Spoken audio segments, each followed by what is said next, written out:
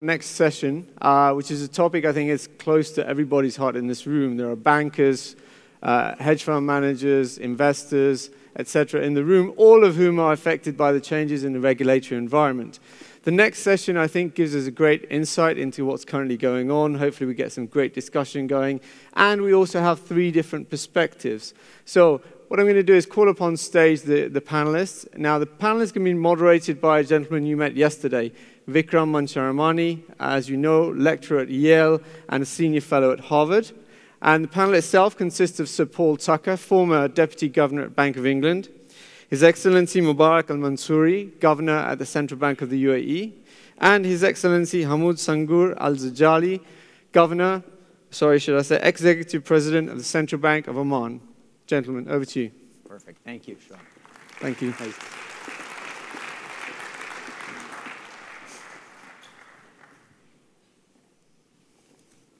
sir.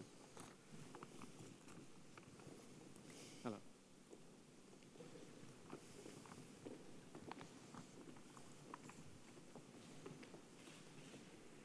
Go ahead. I'll take this one. You're going to take that one? Okay. Wonderful.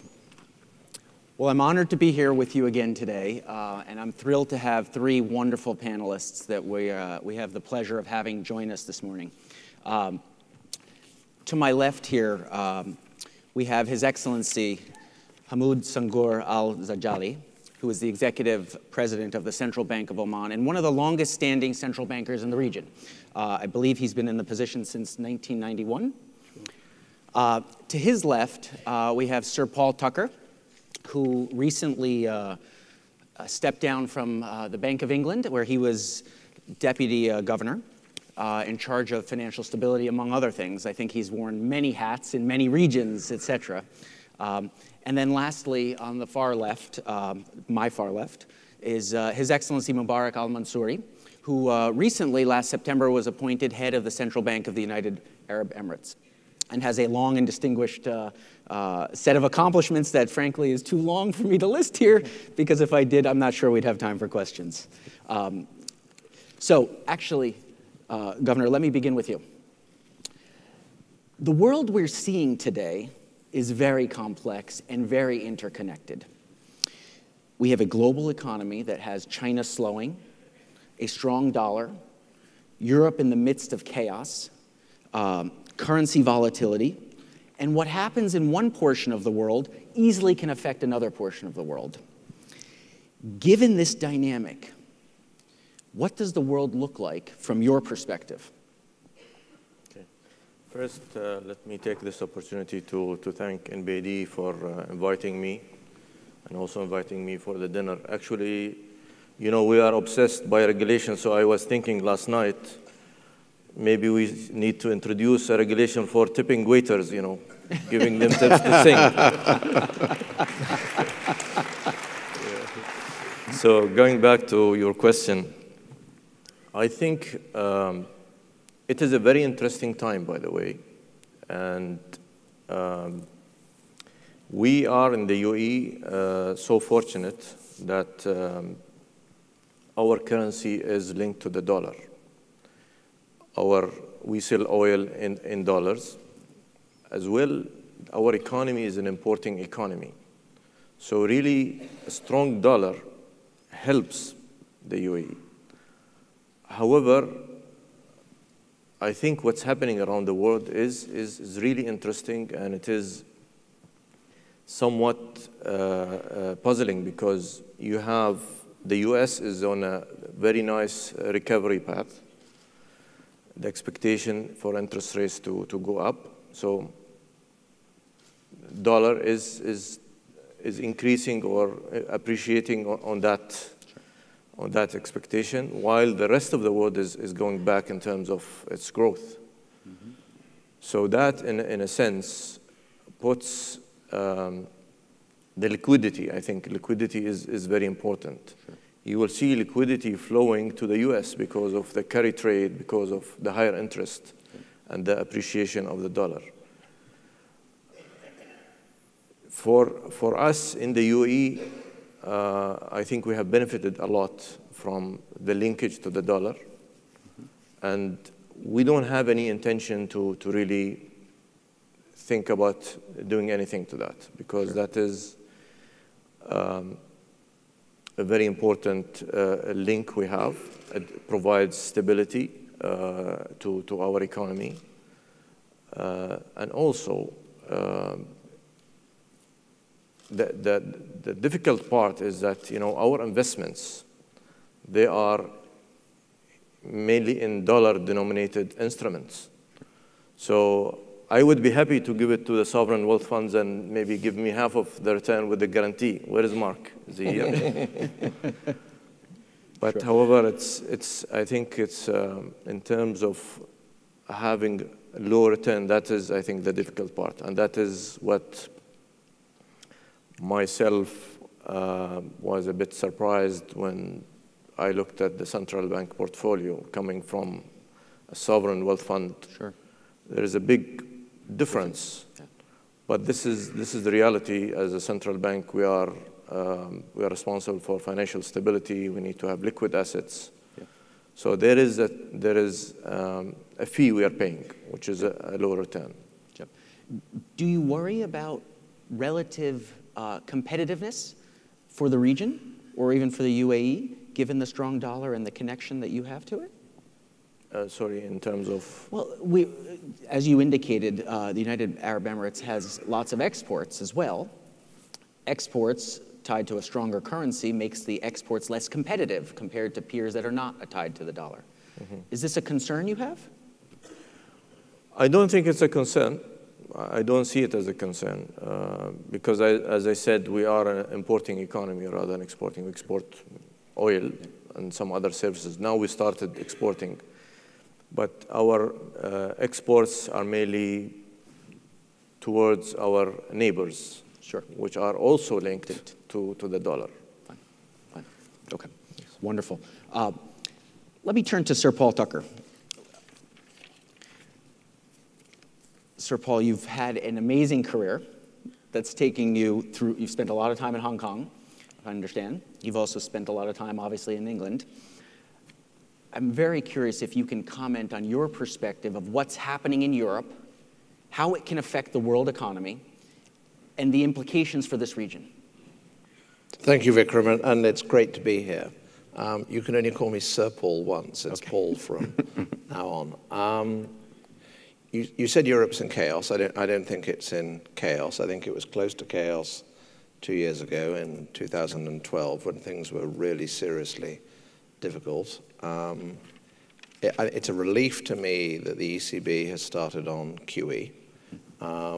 They need to stimulate spending in the economy at the very core of Europe. This isn't about rescuing Portugal or Spain or Greece. It's about stimulating spending in the economy right at the heart of that currency area in France and even in degree in Germany. That won't be enough. If I can make a global comment, one of the great risks we face is that everybody is slipping into thinking that the central banks are the answer to everything, everywhere, the only game in town. Europe is the most obvious area of the world where significant structural reform is needed. And this is a euphemism we use in a way, structural reform, which is what we would all call it. My country did a great deal of it in the 70s and 80s. But really, it's a question of changing the social model. And that's tough for populations. If you travel, the standard of living in France and northern Italy is incredibly high. And the people there will be asking themselves, well, we live well. Why do we need to change the way our economy is organized? And the reason, quite simply, is that unemployment is too high, and in particular, youth unemployment is too high. But I think they'll get through that, and I think that Europe will emerge again over the next few years as perhaps not one of the great drivers of the world economy, but certainly playing its part in the world economy. The other thing I would say, linking to the governor's comments and perhaps the previous panel, this is a year in which it would be surprising if the Federal Reserve didn't start to withdraw monetary stimulus. And there's in a sense, the amount of fascination and excitement around that is completely disproportionate. I mean, this will be tremendously good news. When it occurs, and I don't know when it will occur, the markets and the media will get fantastically overexcited. It is impossible that the Fed get it exactly, the timing exactly right. What matters is whether they get it broadly right. Whether they get the quarter right is neither here nor there. If they do it a year or two too early or a year or two too late, that would matter a lot. And I can't see them making that kind of mistake at the moment. And once they've withdrawn this little bit of monetary stimulus, which is all it will be initially, the day afterwards, there will still be an absolutely massive amount of dollar monetary stimulus. So that we need to keep both those things in perspective. What's happening in the United States should be good news, and what's happening in Europe is good news in the sense that they, certainly on the monetary side, they are confronting their problems, I would say. Sure. Implications for this region? I see that the region can only benefit from a recovering world economy. I mean, let's face it, the Western world, United States and Europe, dealt a body blow to the world economy, which, and 50 years hence it will be different, but we're still in a world where if America and Europe are weak, the world is weak. And big picture, we have avoided a repeat of the Great Depression. And that is quite an achievement for the world that I spent my career in. It's not enough, but now recovery will come, and that will be good for this region as it will be good, I hope, for everybody else. Sure. Thank you, Paul. Your Excellency, you have tremendous perspective given your stature and tenure in the central banking community. I'm wondering if you can comment as well on the global economy, in particular, China slowing, and how the implications of that may have an impact on this region, specifically via perhaps a discussion of the oil price dynamic and how that comes into play. Well, first of all, let me thank National Bank of Abu Dhabi for inviting me to this great forum. Talking about the global economy, as we see the latest report from the IMF, it says that the world economy will grow by around 3.5%, which is a very positive growth rate. However, I think the scene of the growth has changed now. It is becoming more of a country-specific, whereby we see one country is growing, other country is slowing down, one region is growing, other regions either keeping the pace of the growth static, and there are regions which are really not growing that much enough. Therefore, it is a complicated scenario, really. Surely the United States is the most active growing country. For China, I think also, as we have heard in the first session, that they have very good long-term planning, and they seem to be keeping the pace of the growth. And therefore, I think the demand for oil from the Southeast Asian countries will continue. And that is going to be helpful for our region, where we get our revenues from the export of the oil, because the oil constitute about 65% of our exports. And that is all also valued in dollar. Yeah. And having a strong dollar at the moment, I think it will cover some of the gap in income-wise for exporting countries to really get more value. Although the oil price is low, but we are getting better value for the dollar, which we are getting for the oil, in terms of meeting the import expenses. Because we, as Governor Mubarak said, we are an importing region here. We import equipments, we import technology. Therefore, having a strong dollar, it helps us also to cover some of the shortage we got in the oil prices.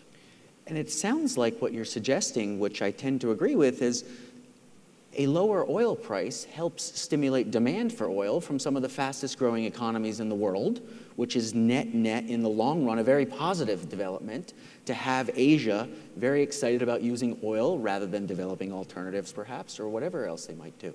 So in that sense, is it fair to assume that a lower oil price right now helps in the long run? Governor, please. Yeah, I think it should. And to my surprise, this time around, that when oil prices declined, it was very negative because they said this will be affecting, will bring deflation. And actually, when oil prices decline, you know, economies like India benefit greatly.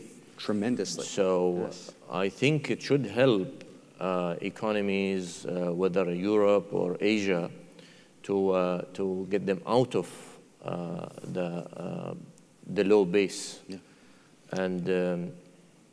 And I think it's also, it affects us, of course, but in the UAE we are less exposed, or in terms of our GDP, yeah, is about 30% oil, or even less now with the decline. Yeah.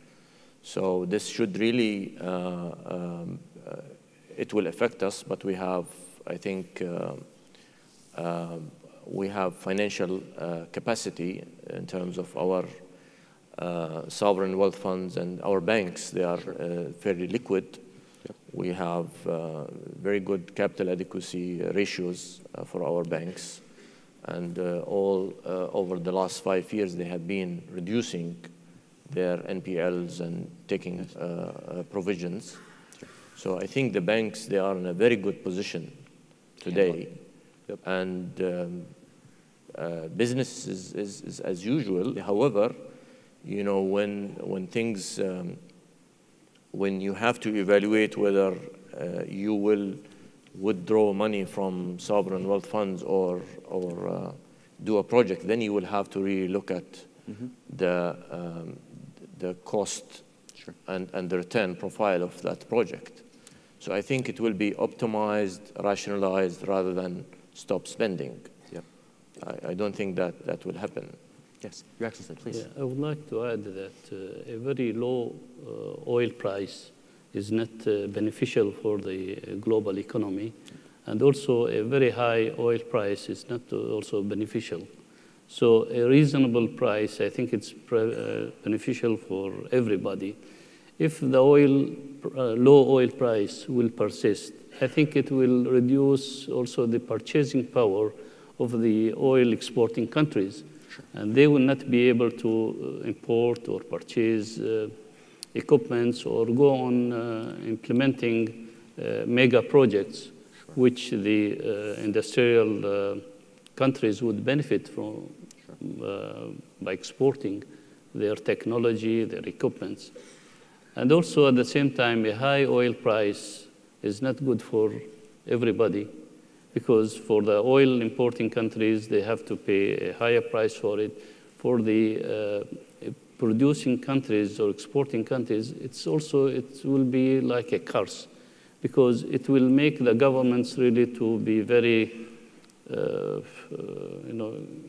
spending too much money, yeah, and raising the expectations of the people. Sure.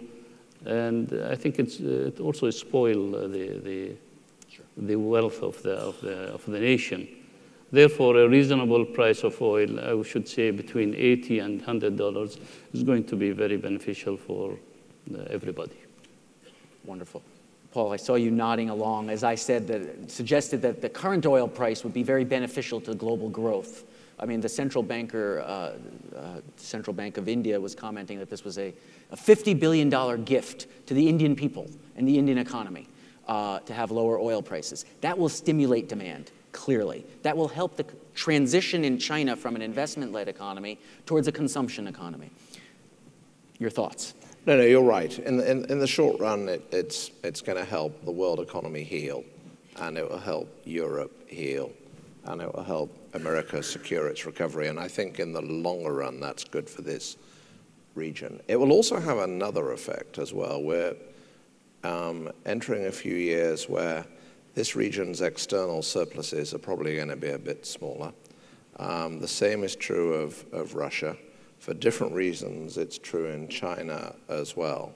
And if that's all you knew, you would think that long-term interest rates would start to rise, which are also, that hasn't really happened yet, but it might.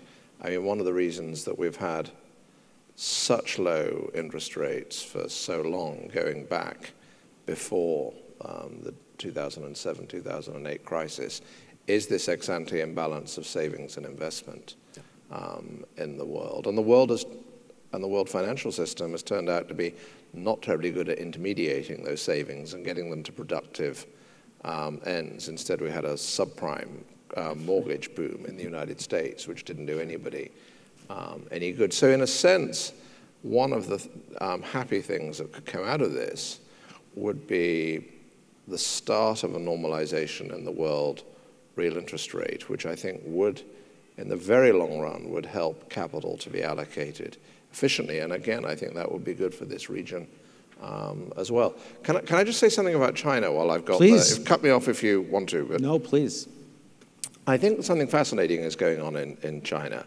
The previous panel was saying that they're, quite rightly, I think, that China's involved in a process of shifting away from export-led growth, mercantilist-type growth, to more consumption-based growth. And that's a hell of a thing to do, and it will take many, many years. But the backdrop is one of two really big challenges that they face. First of all, they steered their way through the collapse of the Western economies by allowing credit to grow very rapidly, state-sponsored credit to grow very rapidly. And they now need to rein that in somehow or other.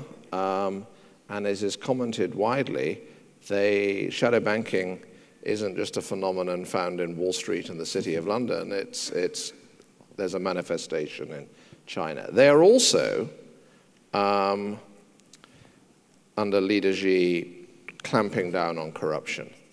I would be surprised if these two phenomena were not linked. I mean, certainly in the West, rapid credit, booming property markets, and corruption have tended to be linked. And I don't mean over the past decade or 50 years. I mean over the past 200 to 300 years. I think it would be surprising if there wasn't that connection in China as well. And that means that the kind of political reforms being made in Beijing and in the other big centers will be wrapped up with reining back of the credit boom. And that'll be quite a hard thing to bring off. Mm-hmm. It's a wonderful transition, Paul, so thank you. Because the next topic I wanted to raise for the panel here is central banking and regulatory work generally has been treacherous, at least in the last 10 years, if not going back further. There is this constant battle between two objectives, which is growth on the one hand and stability on the other. Rapid credit growth has the potential to be destabilizing by creating asset bubbles, booms and busts. On the other hand, stability, to be, having less credit and less growth at a stable level might allow for a more robust system. How do you manage that trade-off between growth and stability? Your Excellency, perhaps we'll start with you. I would say that the sad lessons from the global financial crisis are still fresh in our memories. And the lesson to be learned from that is that the national and international financial structure or architecture was not adequate. We have seen that banks, they were not really strictly applying the international standards and supervisory prudential regulations on one hand, and on the other hand, we saw the regulators, they were not also strictly supervising the financial institutions. and they left it to the market forces to play its role, which it didn't happen. So we saw the collapse of many institutions, and also we had that feeling of institutions of too big to fail, which I think led to many disappointments. Therefore, now I think after that, the financial crisis, the global financial crisis, now the regulators and the standard setters have started to be more strict in their supervisory role. They started to issue more regulations, more restrictions. Luckily, our region didn't suffer that because we have gone with the book in both text and spirit, and our banks also respected the regulations. Our regulatory authorities also been very efficient in supervising the institutions. Thereby, our institutions really did not got affected with that crisis. However, now I think the central banks are, and the regulatory authorities, they are looking at the financial stability as much important as it is with the price stability. So both the price stability and the financial stability is the core function and responsibilities of the central banks and regulatory authorities. Governor, the UAE has had its fair share of booms and busts, and let's describe it as such, over the last 10 years. Macroprudential regulation is a hot topic globally. How do you think about it as a regulator here to provide a greater stability that prevents booms and busts and sort of allows for a steady growth? It is, I think, do you really want to know? I'm sorry? Do you really want to know? Please. I think there are sometimes when you are linked to the dollar, you have to really be in sync with that monetary policy. However, I think in the UAE, post the financial crisis, under the era of the previous chairman of the central bank, His Excellency Khalid Fuladi, we embarked on putting some macro-prudential regulations to really stem the speculations or the bubbles. So I'll list a few of them. We have put a regulation in terms of real estate exposure. We have put in terms of LTVs and debt burden. We have put limits on personal loans. We have put also regulations on GRE exposures. So all of these gives you that stability or that control. You asked earlier about providing stability, the balance between control and growth. I think as central banks here in the region or linked to the US dollar, we need to really find macro-prudential tools to really help us tighten and loosen and be more tactical. So when we need to really loosen or provide liquidity, we can loosen a little bit, even though sometimes the US is really tightening. Because, you know, if you remember recently during the financial crisis or just before, the US was really easing, and we had the economy overheating here. So that also created, because that provided ample liquidity into the system. So that is probably something we really need to do as central banks. But as I mentioned, in the UAE, we are, our banks in a very strong position. Our capital adequacy ratio is 18%. Tier 1 is about 16%. They have taken a lot of provisions up to now. So we are in a very strong position. Yeah, thank you. Paul, you've talked about this macroprudential regulation at length in the press and publicly. We've just talked about the idea of global interconnectedness. You raised the topic of shadow banking. Is there any way to develop a sound macroprudential regulatory framework on a global basis that might be able to include or account for some of the seemingly uncontrollable segments, i.e. shadow banking? It's a great question. Let me say, first of all, that I agree with the two governors. It's stability, stability, stability. The way you frame the question is usefully provocative.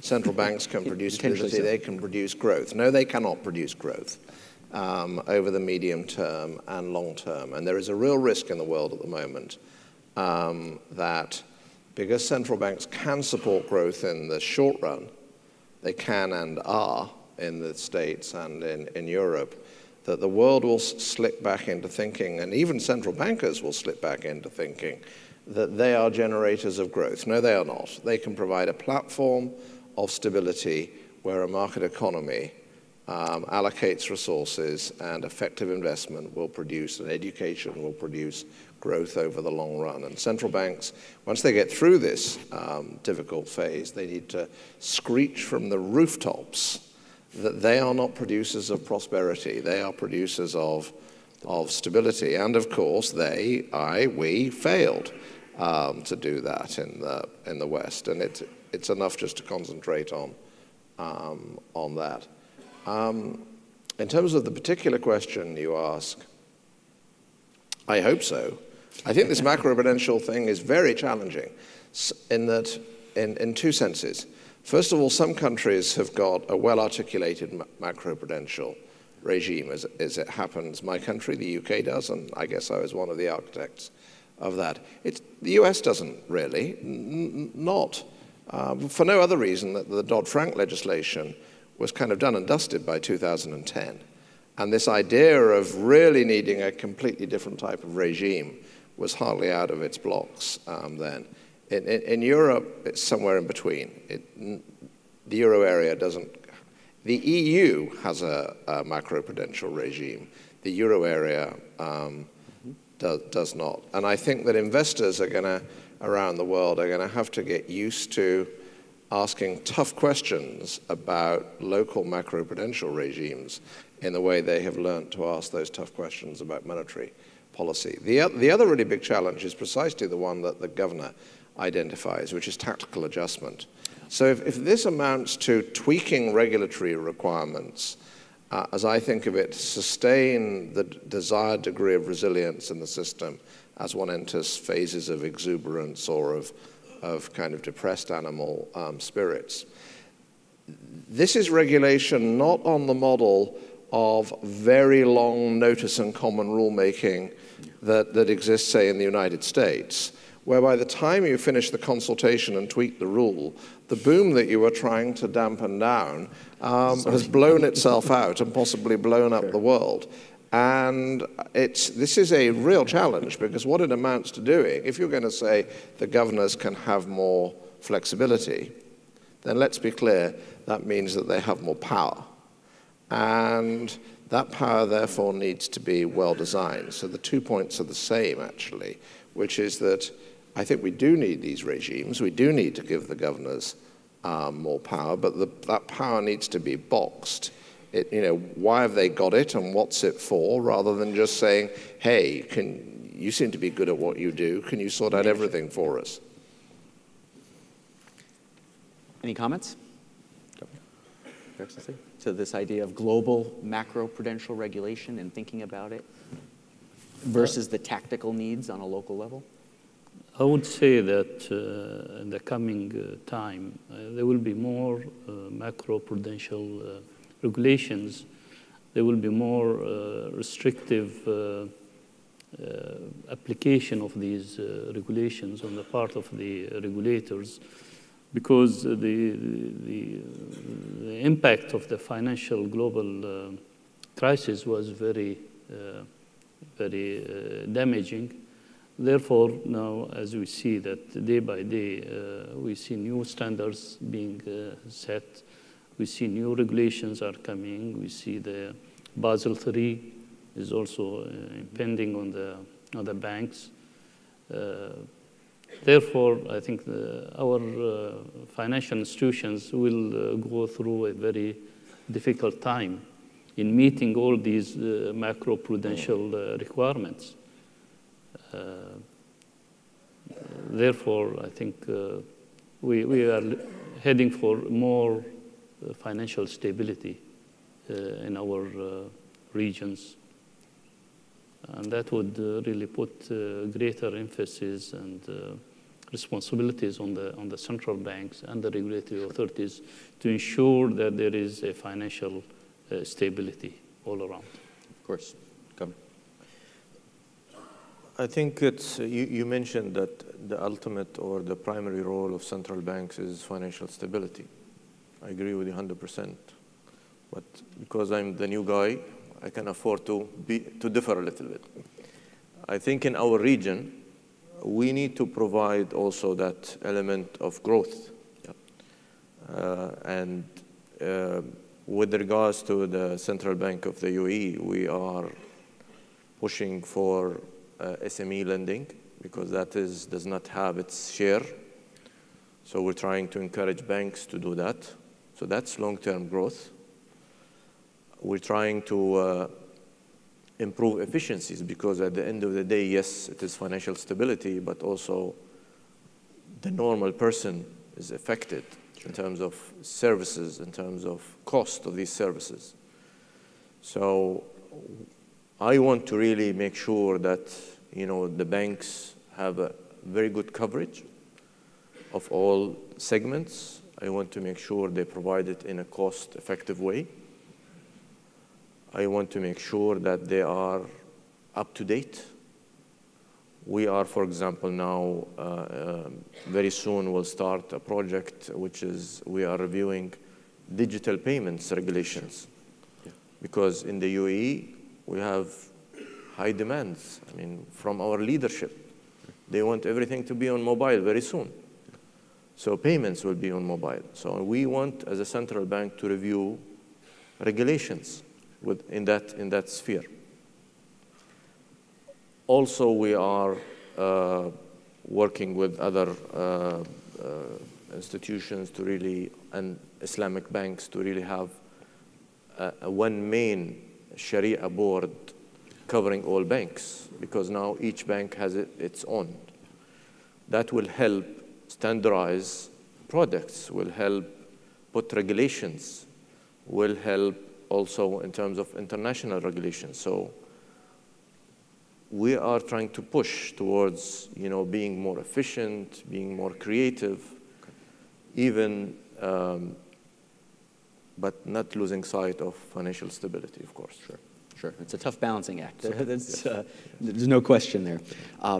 Given the limited time we have left, I have a question that I think is probably very pertinent and would be, I'm sure the audience would have great interest in hearing your responses. Paul, we'll start with you. What keeps you up at night? What are you worried about? The snow in Boston, mainly. There's a lot of it.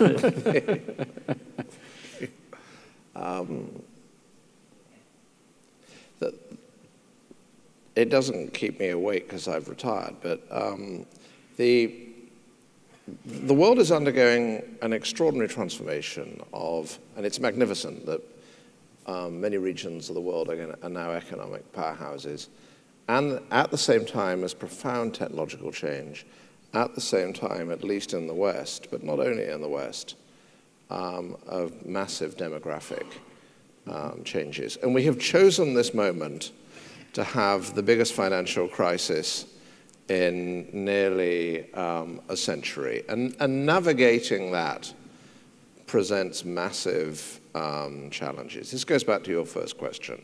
It's that there's been loads of room for really, really big errors. I mean, loads of small errors have been made, but I don't think that any really massive errors have been made over the past 5 or 7 years. But keeping that up will be tough. And here's what I mean. So how long do I think it will take before the global banking system has reached a new equilibrium? 20 years. 20 years. 20 years. 20 years for I was asked the other day, so markets are a bit less liquid under the restrictions of leverage ratios and so on, to which the answer is yes, and that was absolutely expected. And in the run-up to the crisis, there had been underinvestment in market infrastructure, because why invest in market infrastructure when a broker-dealer can be levered 150 times with an infinitely elastic balance sheet to provide you with liquidity? I mean, we were in a really, really bad place. Lending to SMEs, massive problem throughout Europe, including in the UK. It will take many years for capitalism to produce spontaneously viable structures. And so my worry is, will the people remain patient as we go through those adjustments? That is the worry that I have. And it puts a great burden on those in office to explain, and to explain honestly about what they're doing and about what they know and about what they don't know and about what can reasonably go wrong, so that the mistakes can be seen in perspective. Interesting. Your Excellency, let's hear your biggest worry, what keeps you up at night, so to say? My biggest worry is the cybercrime risk. Yeah, that's a good one. Because I can control the credit risk, I can control the liquidity risk, I can control the interest rate risk by having stress testing on the banking system. But the cybercrime risk, it's uncontrollable. Yeah. And it has been really a real sort of danger, which our financial sector is exposed to everywhere. Is there a regulatory response or action that can be taken place to help mitigate such a risk? Yes, we do require our banks to have very strong systems in their operations. They have to have surveillance on their equipments, ATMs, or whatever it is. They have to have direct contact and hotlines for their customers to report any suspicious transactions. And that also will, the other problem, worry, is the suspicious transactions and the anti-money laundering rules and steps which the banks have to take so that they will avoid any reputational risk. Yep. So these are the things which really worries me. Governor, here. Actually, I would share the Governor Zadjali concern. That is why we started our project. Cyber risk is a concern. It is a concern, and we are fortunate in the UAE. We have an institution really covering cybersecurity. So that is one of their main tasks. But I think as the banking sector moves towards more digital payments and payments from your mobile, the more you're prone to these attacks. So it is, the more you get advanced, the more it is, the other side also gets advanced, you know. Sure. The other risk that I'd like to really cover is UAE is embarking on a lot of projects. You know, we have the Expo, we have, you know, Abu Dhabi Vision 2030. There are a lot of projects, and I'm not sure the banking sector can really take all of this. They would be more than happy to take all of it because it's profitable, it's government related. But I'd like to see maybe more development of the capital markets. So we need to have a deep financial markets. So this means we need to have the debt law issued. We need to have the bankruptcy law issued. So these will help us in the UAE really deepen our financial markets so that, it's not only the banks are lending. You could issue governments or semi-governments or even corporates can issue bonds. Wonderful. So I know we're running out of time, but I have one last burning question I must ask, and I'm going to ask it of the three of you. Are any of you worried about deflation in the world today? That's a tough problem. There are signs it is in China, the slowing, and commodity prices, and Europe, et cetera. There are deflationary forces in the world, and that's a tough problem for central bankers in particular, regulators more generally, to deal with. None of you raised that as a topic. Is it on the list? Maybe it's not the top worry. Is it a second, third, fourth worry?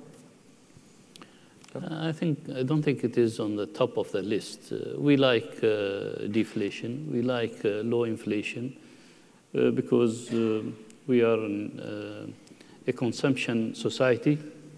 We import a lot of things from outside. And we have also a very low earning portion of our population.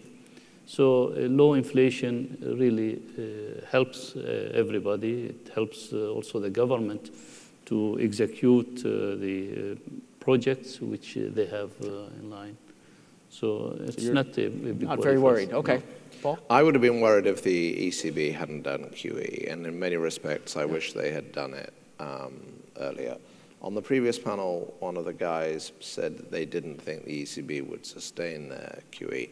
Now, I'm not exactly sure what was meant, but if the suggestion was that the ECB won't do what is necessary, then I profoundly disagree. And for those that follow this, something vitally important happened in that debate, which is the Bundesbank and the Bundesbank president opposed it and voted against it. So we read in the newspapers, but it's been done, and I mean, I'd count Jens as a friend, and he hasn't been calling the German people out to the streets. The constitution of the ECB, as set in the European treaties, functioned. There was a discussion and a decision, and it's being implemented. Had they not done that, I would be worried about deflation. And let's be clear, you're right to raise the question, because were deflation, I hate this talk of good deflation and bad deflation. It's better to talk about embedded deflation and transitory deflation. Embedded deflation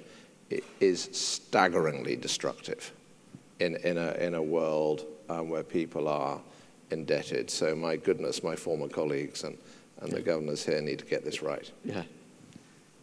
Governor, last word for you. We don't have deflation here. We have inflation. We still have inflation. Prices are rising, so it's fine. So prices are rising, but so it's not a worry. I understand it's not here, but you're not worried about deflationary forces coming into your world. I think, when we had this financial crisis, I mean, at that time, if you look at economies like China, they have built massive capacities to really cater for their economy and the export. And when everything collapsed, industries go through cycles, so they have to retrench and cut down capacity. So that is probably the deflation part. You need to really be more efficient, increase productivity. Sure. But deflation long term is not good. I think you need inflation to stimulate growth. Perfect. I think unfortunately we're out of time, but I want to take the time to thank the three panelists for joining us. So thank you. Thank you.